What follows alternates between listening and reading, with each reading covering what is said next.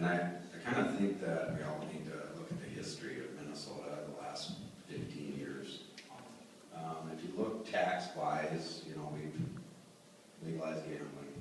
We did the tobacco settlement money. We did lottery. We raised the cigarette tax $1 a pack.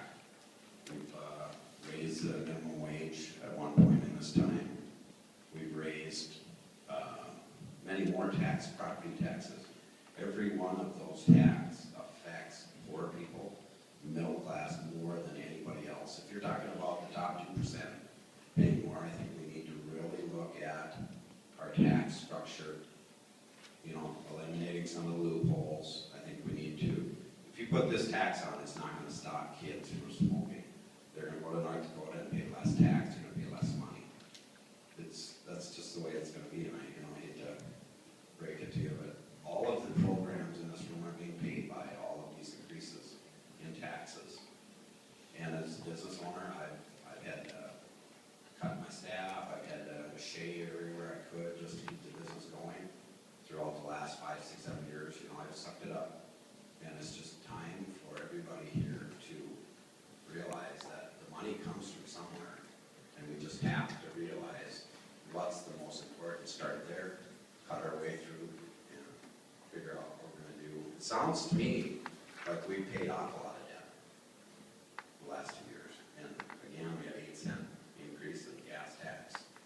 That's gone the last 3, 4 years. A lot of that stuff has helped pay to get us back in shape. But now we're going to add another $1 to another pack of cigarettes. You know, that's a lot of money to anybody that smokes, and I'm not a smoker, so I don't pay that tax. I'm not a gambler. I don't pay those taxes.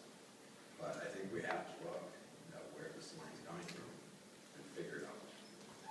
Thank you. Thank you. Well said. I'm always, you know, Minnesotans have been misled for years now about just the objective facts of our tax and spending situation.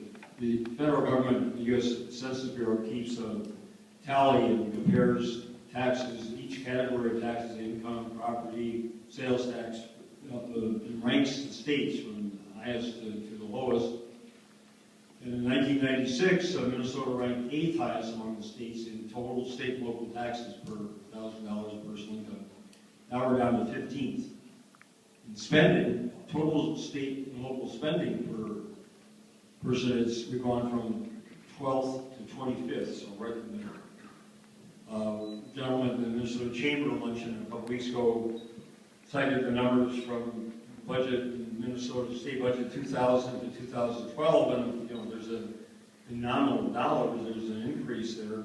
But if you take out inflation and again compare the same dollar spending, in 12 years there's a 5% increase. That's not per year, that's for the whole 12 years, 5% increase in total state spending. Population during that time increased by 9%.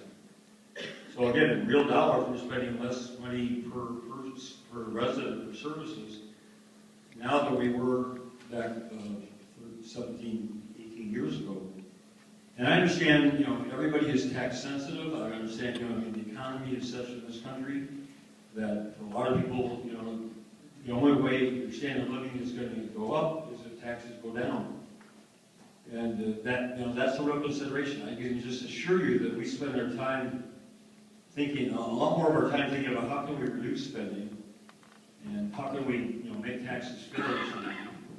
And as you say, if we get done paying out the past debts for the past mistakes and follies of previous administration, we'll be in a position 2 years now. We'll be looking at a surplus if the economy keeps improving. We won't have to raise anybody's taxes. We can talk about lowering taxes. We can talk about making the investments necessary without having to raise taxes.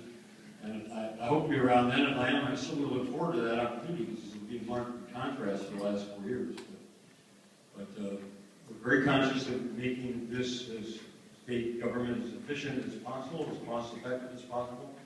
And as you've heard from a number of people here, speaking on behalf of those who do have needs, education, job training, human services, you know, we're trying to balance all that out. And again, it's not perfect, but I think we do a better job than most states in balancing our shows that, so. I think that's it for